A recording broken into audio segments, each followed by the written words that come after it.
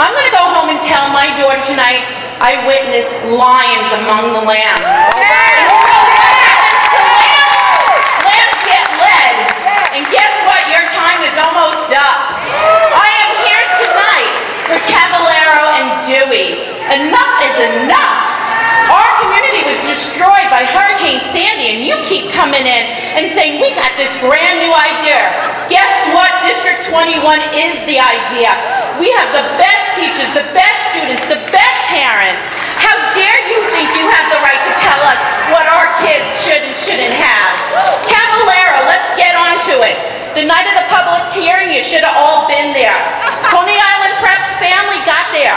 Why our children couldn't go out during the school day to rally for them, we had to wait outside and rally, and their parents got in and got 1 to 10. They got in the building. They said they wanted those children's posters down that said no to co-location. Already they're in the building telling my kids what they can't and can't do. Talk about respect. They have no respect, Coney Island Prep's parents. They got up, they talked, ooh, they want to be a part of our community. Of course they want to be a part of our community. This building is state of the art. We want to love you, be part of us. Guess what? Once they were done, they were out of there and didn't listen to one of my families. Cavallero is at 80%. Where do you think you're sticking them, on the front lawn?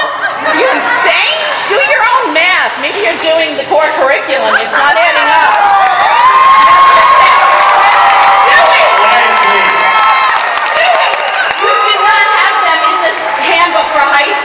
How dare we be here? We demand you to pull them from this. They should not even be here. They weren't in last year's handbook for high school, and now you're saying, oh, we're going to place another high school? You didn't even give us a name. You didn't even tell us what it is. Let me name it for you. It's the high school of Bloomberg's 4th term. Tonight, why don't you go home and have some respect for yourself? Say no.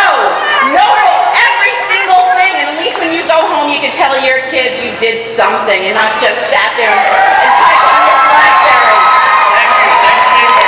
Randy Gray, CEC 21.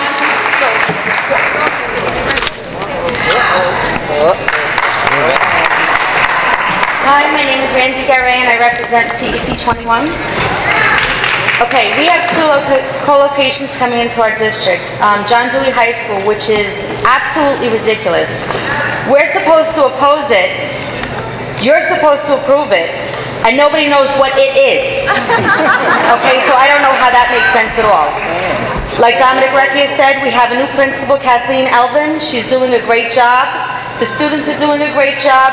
If they need more enrollment, give them the resources, give them a new program, and they'll get it done. There's no need to have two administrations, two salaries going in. It's ridiculous. As far as Coney Island Prep, Chancellor Walcott, in 2010, I remember standing here when you said, with Coney Island Prep's 5 to 8 in IS 303, you will make sure that it is only a temporary co-location. And in 2012, it became permanent. Not only was it permanent, they were allowed to expand 9 to 12, but yet they couldn't find they couldn't find the money for their 5 to 8, was why they needed to co-locate, yet they were able to go to St. Simon and Jude for their 9 to 12. They paid for that, all the renovations in that. If they're looking for a K to 5, they have space in St. Simon and Jude where their 9 to 12 is. No, technically they only have a 9 right now, so their K could go in with them. Okay? They also violate Chancellor's Regulations A421, which is verbal abuse, whether it's written or oral. It is in their handbook that they subject their students to wear an orange t-shirt over their uniform when they're out of pride. When they're not given enough money in their paycheck, they're out of pride. They miss out on enrichment. They're not allowed to communicate with other students. They're not allowed to be spoken to, and they're not allowed to speak to others. Do you allow that to go on in a school, and then you want to co-locate these children in our school? Our traditional public schools don't do this to their children. How will you allow them to do it to these children? Where's the equality? I'm thirsty right now. I'd like a drink of water, but I can't have one because they made me leave it outside. Yes, you're all sitting there eating and drinking. Is that okay? Please wrap up. I'm wrapping up. I don't appreciate when you ask the students schools to be quiet so you could hear them while you sit there on your Blackberries while we speak. Please wrap up. I'm wrapping up. Say no to the co-location. Thank you. Next speaker. Anna Lemberski.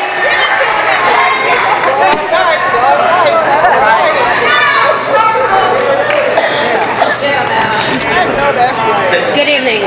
My name is Anna Lemberski, representing District 21, Brooklyn. It's becoming evident that the outgoing administration simply wants to put a rubber stamp and leave a disgraceful mark on our communities. Why now, at the end of the term?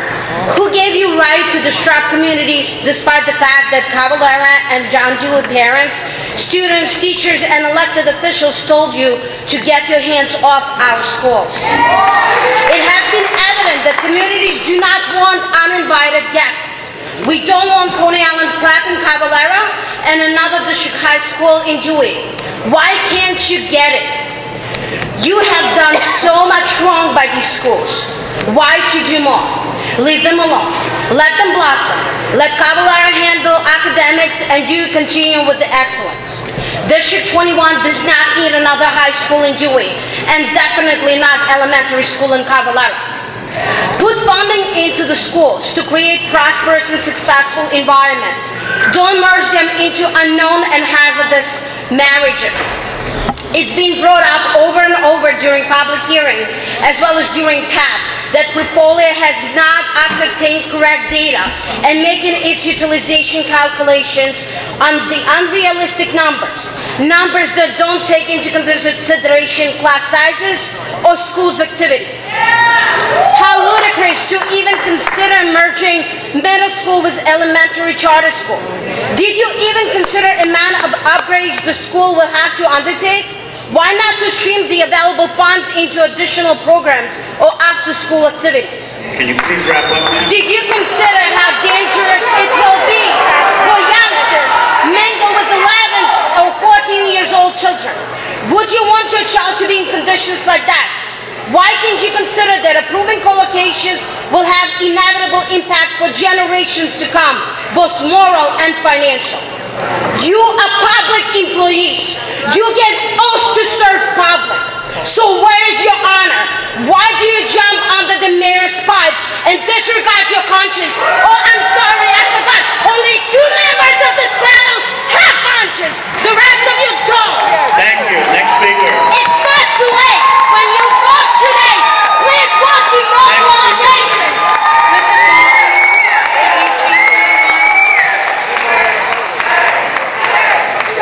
Quiet, please, so we can hear the speakers. Good evening. I came here tonight not to speak, and I'm not a very good speaker, but I wrote it down because I'm disgraced. You guys, I don't know how you sleep at night. Yes. Over the past several years, the DOE has continually thrown challenges and obstacles at District 21 schools. When one district high school closed in our district, students went to Dewey. The results were a drop in graduation rates and other measurements like school environment that put Dewey on the PLA list and targeted its school for closure a few years later, but Dewey survived. Then the mayor walked away from negotiations with the UFT. Funding for improvement was pulled and Dewey was slated for closure once again. This would have succeeded if it wasn't for the UFT. They won that lawsuit. Thank you, UFT.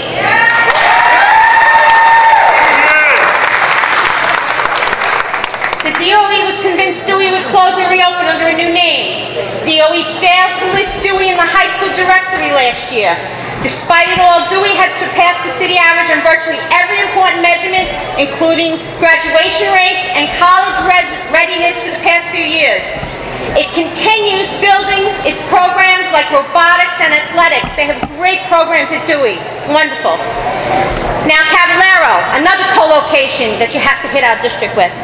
Caballero has been a welcomed host to PS 188 during Hurricane Sandy. It already experienced overcrowding and building safety issues. Caballero's utilization rate is 81%, and Caballero provides a high